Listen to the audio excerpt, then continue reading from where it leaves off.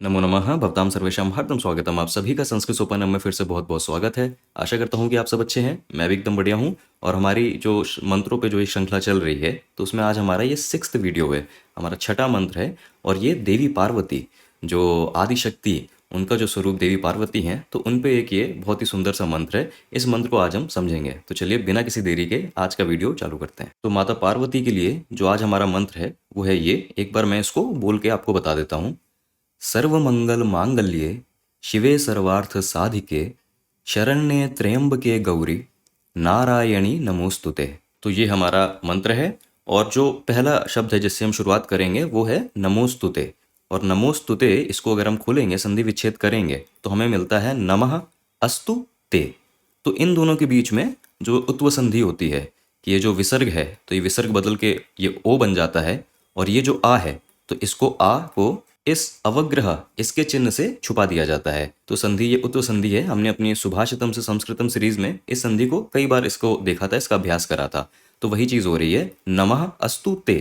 और देखिए नमः ते, ये तो हम एक पैटर्न देखते आ रहे हैं। नमः ते का मतलब कि मेरा साष्टांग प्रणाम, ते तुम्हारे लिए। तो जो भी देव, जो भी देवी के लिए हम कह रहे हैं, तो मेरा नमन तुम्हारे लिए। और ये जो अस्तु है, तो ये तो जो अस धातु जो होता है कि होना, कि हम अस्ति, इसका प्रयोग बहुत करते हैं कि बालकः अस्ति, बालक है। तो वो जो होने के अर्थ में होता है, तो वही ये धातु है, उसी से निकला है ये अस्तु। और ये अस्तु ये है लोट लकार। और लोट लकार का भी प्रयोग हमने पहले भी देखा है। तो जैसे हमने देवी लक्ष्मी के स्तुति में देखा था कि समृद्धिम कुरु में सदा, तो वो जो कुरु वो था, तो वो भी लोट लकार था। लोट लकार का प्रयोग तब होता है कि जब हम या तो प्रार्थना कर रहे होते हैं या हम एक विनती कर रहे होते हैं, तो उस संदर्भ में इस्तेमाल करते हैं। कुरु में सदा, कि कृपया आप करिए, मेरी समृद्धि को कृपया बढ़ाइए, उसको बना के रखिए। तो कुरु में सदा वहां पे ये अर्थ था। और फिर हमने देवी सरस्वती के भी मंत्र में देखा था कि सा माम पातु। तो वो जो पातु था कि कृपया रक्षा प्रदान करें, तो वहां वहां भी यही लोट लकार कि कृपया रक्षा प्रदान करें। तो उसी लोट लकार का प्रयोग यहाँ भी हो रहा है अस्तु, कि एक विनती है, एक प्रार्थना है कि ऐसा हो। तो कहने का मतलब वही है कि नमः ते, मेरा प्रणाम तुम्हारे लिए, और नमः अस्तु ते, कि मेरा प्रणाम हो देवी तुम्हारे लिए। बस वही बात है, एक भाव है कहने का। तो हम इससे शुरुआत कर रहे हैं। और जैसे हमने देवी लक्ष्मी के उसमें देखा था, मंत्र में देखा था, कि जो भी अलग अलग नाम का हमने प्रयोग करा था देवी लक्ष्मी के अलग अलग स्वरूप को बताने के लिए, तो वो सारे ही नाम हमने देखा था संबोधना विभक्ति में थे, एक संबोधना के रूप में थे। तो जैसे हम उनका नाम विष्णु प्रिया इसका प्रयोग कर रहे थे, तो हम क्या कह रहे थे कि विष्णु प्रिय, क्योंकि कहने का भाव था कि हे विष्णु प्रिया, हे देवी, उस भाव से था। तो संबोधना विभक्ति जो होती है संस्कृत में, हम उस रूप का प्रयोग कर रहे थे। ठीक है। तो ये जो सर्वमंगल मांगल्या, ये एक तरीके से ये जो आकारांत संस्कृत का शब्द है, हम इस शब्द से देवी पार्वती को संबोधन कर रहे हैं, क्योंकि हम इस भाव से कह रहे हैं कि हे सर्वमंगल मांगल्या। तो हम ये संबोधना विभक्ति का प्रयोग कर रहे हैं। तो वही कि आ बदल के ये ए ऐसा हो जाता है कि हे सीता, तो बदल के हो जाता है सीते। वही चीज यहाँ पे हो रही है, वही चीज आप आगे भी देखेंगे, शिवे साधिके। तो वही एक संबोधना विभक्ति का बस प्रयोग है। खैर, सर्वमंगल मांगल्या इसका अर्थ होता है कि सभी शुभों में जो सबसे शुभकारी है। मंगला इसका अर्थ होता है कि कोई चीज जो शुभ है, जो जिसको इंग्लिश में कहते हैं कि ऑस्पिशियस है।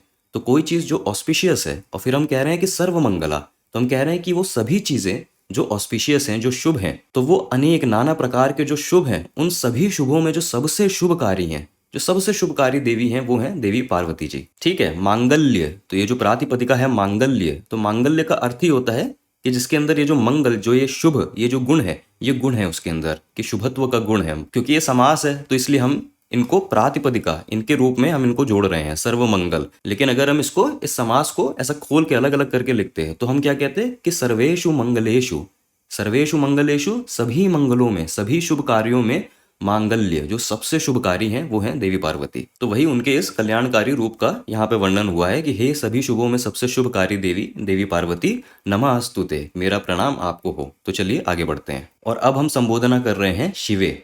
तो शिवे ये संबोधना है, उनका नाम क्या हम प्रयोग कर रहे हैं, शिवा।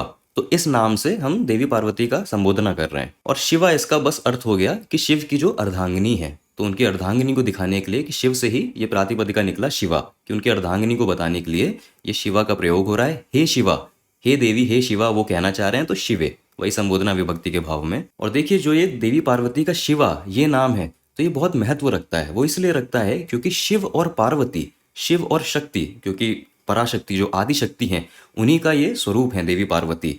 और अगर हम सांख्य दर्शन की बात करें, तो शिव उनको पुरुष से आप समझ सकते हैं, और जो देवी शक्ति हैं, जो पार्वती हैं, उनको आप प्रकृति से समझ सकते हैं। और जैसा सांख्य दर्शन में बताया जाता है कि पुरुष क्या है, वो चेतना है। तो भगवान शिव को भी आप वो चेतना समझिए कि वो कॉन्शियसनेस है, वो चेतना है। लेकिन चेतना कभी भी कुछ भी कर पाएगी तभी जब उसके पास शक्ति होगी। शक्ति मतलब उसके पास पोटेंसी होगी, पोटेंशियलिटी होगी, कुछ भी करने की, कुछ भी रचने की, कुछ भी करने की। तो वो जो शक्ति है, वो जो पार्ट है, वो है देवी पार्वती। वही सांख्य दर्शन में प्रकृति कहा है। तो ये जो सांख्य दर्शन का पुरुष प्रकृति का जो ये जोड़ा है, तो इसी जोड़े को अगर आप पौराणिक समय के हिसाब से देखें, पौराणिक कथाओं के हिसाब से देखें, तो एकदम शिव और शक्ति का ही स्वरूप उसको देखने को मिलता है। और तभी शिव के भी रूप को अर्धनारेश्वरी के रूप में भी दिखाया जाता है। कहने की बात इतना है कि देखिए, जो त्रिदेव हैं, ब्रह्मा विष्णु महेश, उनके साथ ही त्रिदेवी भी हैं। कि ब्रह्मा के साथ देवी सरस्वती हैं, विष्णु भगवान के साथ देवी लक्ष्मी हैं, और शिव के साथ पार्वती हैं। लेकिन ये शिव पार्वती, ये एक तरीके से एक दूसरे के अस्तित्व का आधार है। क्योंकि फिर वही बात कि अगर शिव वो कॉन्शियसनेस है, वो चेतना है, तो जो देवी पार्वती हैं वो पोटेंसी है, वो पोटेंशियलिटी है, वो शक्ति है। तो शक्ति बिना चेतना के, बिना कॉन्शियसनेस के कुछ भी क्रिएट नहीं कर सकती, कुछ भी नहीं कर सकती। पोटेंशियल ज़रूर है, लेकिन एक कॉन्शियसनेस चाहिए उसको रियलाइज करने के लिए। लेकिन कॉन्शियसनेस जो चेतना है, वो बिना शक्ति, बिना पोटेंशियलिटी के भी कुछ नहीं कर सकता। तो शिव हैं तो पार्वती हैं, देवी शक्ति हैं, और शक्ति हैं तो शिव हैं। इन दोनों को अलग नहीं करा जा सकता। शिव शिवा एक ही हैं। तो इसीलिए हे शिवा, हे शिव की अर्धांगिनी देवी पार्वती, मेरा नमन आपके लिए। ठीक है, और अब आगे बढ़ेंगे। तो अब कहा जा रहा है कि सर्वार्थ साधिके। तो ये जो समास है, इसके अंदर ये 3 शब्द हैं, सर्व अर्थ साधिका। और ये जो अर्थ है, तो इसका मतलब होता है उद्देश्य। उद्देश्य या इंग्लिश में हम कह देते हैं पर्पस। पर्पस भी कह सकते हैं, फिर आप जो गोल होता है वो भी कह सकते हैं। ठीक है, और सर्व अर्थ तो कहने का मतलब कि सभी उद्देश्य, सभी पर्पस, सभी गोल, जो भी आपके पर्पस, जो भी गोल हैं, तो जो भी एक लक्ष्य की तरफ आप कार्य कर रहे हैं कुछ भी जीवन में, तो वही सभी चीज ये अर्थ के अंदर में आ जाती हैं। और साधिका, तो साधिका मतलब वो जो उनको पूर्ण करने वाली है। साधिका का एक अर्थ ये भी होता है कि जो अकॉम्प्लिश्ड है, जो खुद में एकदम परिपूर्ण है। और साधिका का एक अर्थ ये भी होता है कि जो कार्य को परिपूर्ण करने वाली है। तो यहाँ पे दोनों ही अर्थ हैं। क्योंकि देवी पार्वती वो खुद में शक्ति हैं, तो वो खुद परिपूर्ण हैं, और उन्हीं की कृपा से जो भी सारे कार्य हैं वो संपन्न भी होते हैं। तो सभी उद्देश्यों को पूर्ण करने वाली सर्व अर्थ साधिका, तो इस नाम से उनको संबोधित करा जा रहा है। और सर्व अर्थ, यहाँ पे सर्वार्थ ये लिखा है, तो ये तो आप समझ रहे हैं कि यहाँ पे दीर्घ संधि हो रही है। इस सर्व का आ जुड़ रहा है इस अर्थ के आ के साथ, तो एक दीर्घ आ जा रहा है उसकी जगह में, तो सर्व अर्थ जुड़ के हो जा रहा है सर्वार्थ। ठीक है, तो हे सर्वार्थ साधिका आप ऐसे भी कह सकते हैं, नहीं तो आप संबोधना विभक्ति में सर्वार्थ साधिके आप ऐसे भी कह सकते हैं। ठीक है, मैं आशा करता हूं कि यहाँ तक सारे नाम उनके क्लियर हैं। और अब आगे बढ़ते हैं, तो हम कह रहे हैं शरण्य। तो अब ये नाम हम देवी पार्वती के स्वरूप को दिखाने के लिए प्रयोग कर रहे हैं, शरण्या। और शरण्या का अर्थ होता है शरण प्रदान करने वाली। ठीक है, कहने का मतलब है कि जो भी भूले भटके लोग हैं, जिनको कहते हैं जो लॉस्ट सोल्स हैं, जो भूले भटके लोग हैं, तो उन सभी लोगों को देवी पार्वती शरण प्रदान करती है। इंग्लिश में कहते हैं इसको रिफ्यूज। तो वही बात है कि जो भूले भटके लोग हैं, जो याचक हैं, वो सभी लोगों को ये शरण प्रदान करती हैं देवी पार्वती, उनको नमहते। और अब देवी पार्वती के लिए हम कह रहे हैं त्रयंबके। और त्रयंबके तो ये आया है इस प्रातिपदिका से त्रयंबका, और ये त्रयंबका ये आया है इस मुख्य प्रातिपदिका से त्रयंबका। कहने का मतलब है कि ये जो प्रातिपदिका है ये पुल्लिंग और नपुंसक लिंग के लिए प्रयोग होता है। अगर आपको स्त्रीलिंग के लिए करना है, क्योंकि यहाँ पे हम देवी पार्वती के लिए कर रहे हैं, तो त्रयंबका, बस वो परिवर्तन हो जाता है। ये जो है त्रयंबका, ये बना है त्रि और अम्बका। ठीक है, इस चीज से बना है त्रि और अम्बका। वो हो क्या रहा है कि जो त्रि का जो ई है, इसके सामने अम्बका का आ है, तो यहाँ पे हो जा रही है यण संधि। और यण संधि की वजह से इस ई की जगह पे ये आ जा रहा है। ठीक है, तो वही त्रिअंबका ये जुड़ के ऐसा हो जा रहा है त्रयंबका। तो वही यण संधि की वजह से हो रहा है। अर्थ क्या है? त्रि का अर्थ हो गया 3, 3 मतलब 3, और अंबका इसका अर्थ होता है नेत्र, आंख। ठीक है, तो त्रिअंबका तुरंत पहचान जाएंगे कि यहाँ पे फिर वही बात कि शिव भगवान की बात हो रही है, क्योंकि वो 3 नेत्र वाले हैं, तो उनकी बात यहाँ पे हो रही है। और ये सेम नाम तो हम महामृत्युंजय मंत्र में देखते ही हैं, त्र्यंबकम, ओम त्र्यंबकम यजामहे, तो त्र्यंबकम उसी नाम से वहां शिव जी को संबोधित करा जा रहा है। और फिर उसी चीज को एक तरीके से दोहरा रहे हैं कि जैसे यहाँ पे शिवे कहा, तो वही यहाँ पे अब त्र्यंबके कह रहे हैं कि जो शिव की अर्धांगिनी है, जो त्र्यंबका की अर्धांगिनी है। तो शिव और शिवा, त्र्यंबक और त्र्यंबका, ये आप समझ लीजिए कि वो एक कॉइन के दोनों पहलू हैं, कि वो एक ही हैं। तो उसी चीज को यहाँ पे बताया गया है, हे त्र्यंबका, तो त्र्यंबके इस नाम से संबोधित करा जा रहा है। और अब हम आगे बढ़े तो गौरी। ठीक है, तो यहाँ पे थोड़ा सा जो आप नोटिस कर सकते हैं चीज, गौरी, तो यहाँ पे ये रिस्व ई है। ठीक है, छोटी ई की मात्रा जो हम कहते हैं, लेकिन जो प्रातिपदिका का प्रयोग हो रहा है वो है ये गौरी। ये जो है ये है दीर्घ ई, ये बड़ी ई की मात्रा। और ये चीज भी हमने देवी लक्ष्मी की स्तुति में देखी थी, आर्तिहंत्री। तो वहां भी वही चीज थी कि हंत्री दीर्घ ई के साथ वो जो एक मुख्य प्रातिपदिका होता है उसका जो संबोधना विभक्ति का रूप होता है, तो उसमें ये दीर्घ आ की जगह ये ऋस्व ई आ जाता है। तो हे गौरी ये आप कह सकते हैं, नहीं तो गौरी आप ये कह सकते हैं। बस ये ई की मात्रा जो है इसमें थोड़ा सा परिवर्तन आता है, वही चीज है यहाँ पे। और देखिए जो ये देवी पार्वती का गौरी ये जो नाम है, तो इस नाम के पीछे आपको पुराण में, पौराणिक कथाओं में कई सारे अलग अलग थोड़े से वर्जन मिलेंगे। और सिर्फ पुराणों में ही नहीं, जैसे कालिदास का प्ले है कुमार संभवम, तो उसमें भी आपको कुछ ऐसी कथा मिलेगी। कुछ एक ऐसा वर्जन होता है कि देवी पार्वती ने क्योंकि एक बहुत लंबे समय तक तपस्या की थी, ये सारी कथा हमें पता है कि बहुत लंबे समय तक देवी पार्वती जी ने तपस्या की थी। तो क्योंकि बहुत एक लंबे समय तक वो जड़ बैठी थी एक जगह एक साधना में, तपस्या में, तो इसकी वजह से उनकी बॉडी पे अलग अलग तरीके की कवरिंग हो गई थी, पूरी ढक गई थी चीज़ों से। और इसीलिए कि जब शिव जी उनके सामने प्रकट हुए थे, तो अलग अलग वर्जन है कि उन्होंने गंगा जी में जाके स्नान किया, जब बाहर आई तो उनका जो एक श्वेत वर्ण है जो उनका, तो वो वर्ण बाहर निखर के आया, तो इसकी वजह से उनका नाम गौरी पड़ा। क्योंकि गौरी गोरा उस चीज़ से आप जोड़ सकते हैं कि श्वेत वर्ण, यहाँ पे श्वेत वर्ण की बात हो रही है। तो एक ये आप रेफरेंस ले सकते हैं।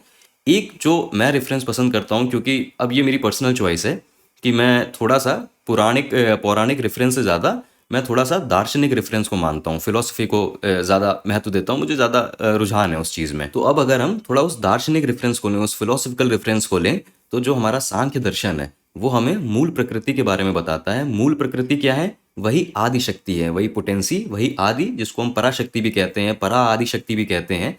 तो वो आदि शक्ति है, और वही आदि शक्ति पौराणिक समय में वो देवी पार्वती का स्वरूप लेती हैं। तो ये मूल प्रकृति है, ये बनी है 3 गुण से, सत्व गुण, रजस गुण और तमस गुण। इन गुणों के बारे में हमने पहले भी बात की है। जो सत्व गुण होता है उसको सांख्य दर्शन में श्वेत वर्ण से, सफेद रंग से दिखाया गया है। जो रजस गुणा होता है उसको हमने रक्त वर्ण जो होता है, जिसको रेड कलर कहते हैं, उससे दिखाया जाता है।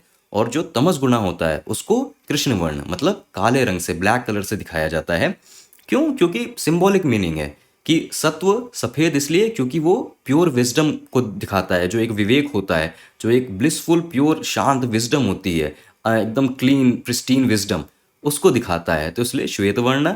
जो रजस गुणा होता है, रजस गुणा हमें कुछ भी कार्य करने के लिए उत्तेजित करता है।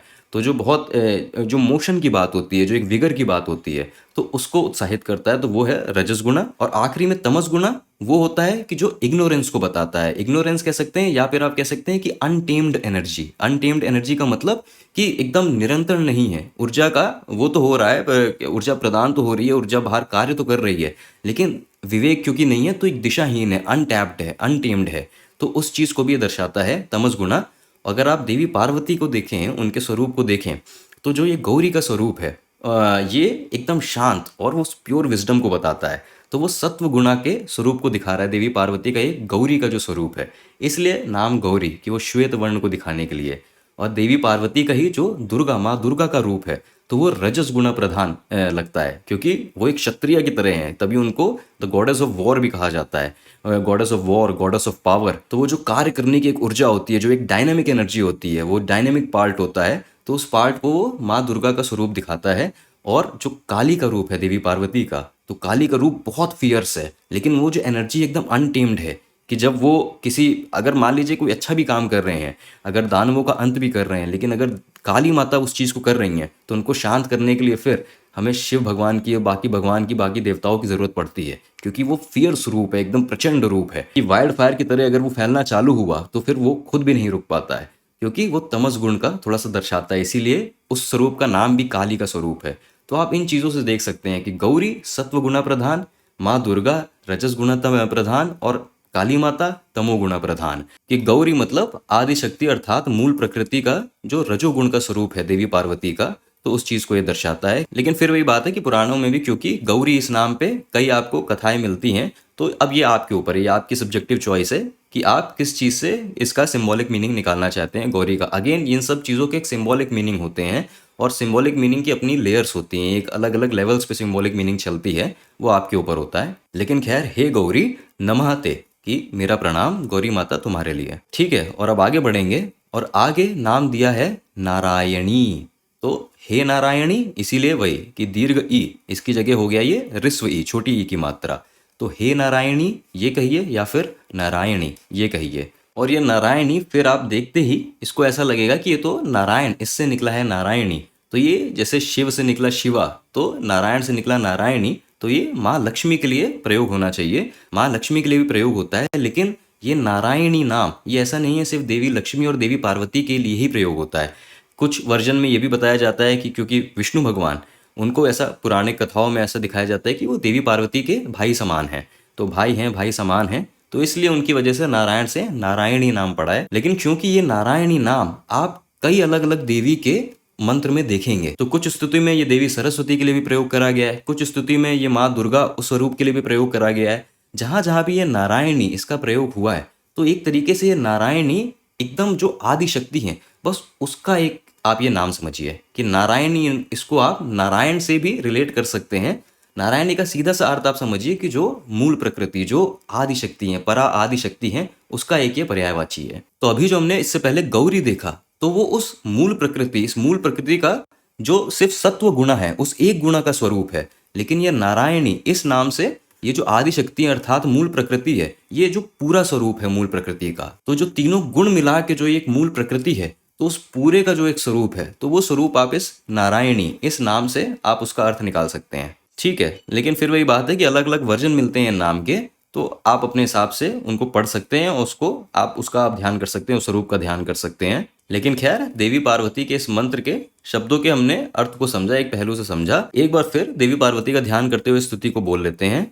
सर्व मंगल मांगल्ये शिवे सर्वार्थ साधिके शरण्ये त्र्यंबके गौरी नारायणी नमोस्तुते। ठीक है, तो ये थी देवी पार्वती की स्तुति, जो तीनों देवियां हमने देखी हैं, हमारी माँ सरस्वती, माँ लक्ष्मी और देवी पार्वती। देखिए, इन तीनों में आप अगर अंतर ढूंढना चाहेंगे तो आप ढूंढ सकते हैं, लेकिन उस अंतर को ऐसा ढूंढने का कोई ज़्यादा खासा मुझे अर्थ नहीं लगता है। उसका मतलब नहीं है कि जैसे जो तीन ट्रिनिटी हैं, त्रिदेव हैं, ब्रह्मा विष्णु महेश, तो अब क्या अर्थ देखेंगे, वो सब एक ही ब्रह्म, एक ही परमात्मा का स्वरूप है।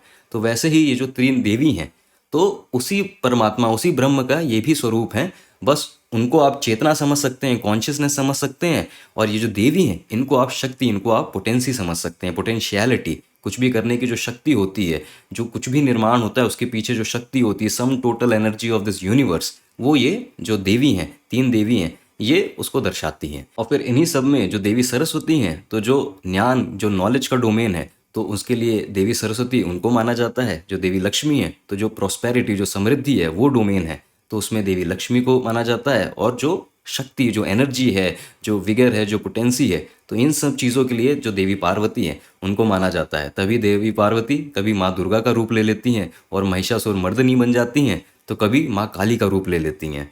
तो ये सारे रूप हैं, अलग अलग हैं, बस जो तीनों देवी हैं वो शक्ति का जो एस्पेक्ट है वो उसको दर्शाती हैं। उस तरीके से माने तो सब एक ही हैं और एक ही के अलग अलग रूप हैं, अलग अलग वर्णन है। तो वही बात है। खैर, आशा करता हूँ कि आपको अच्छा लगा, कुछ जानने को मिला। मैं आपसे अगले वीडियो में मिलूंगा एक नई स्तुति के साथ। अभी विदा लेता हूँ। वयम पुनः मिलामः। धन्यवाद।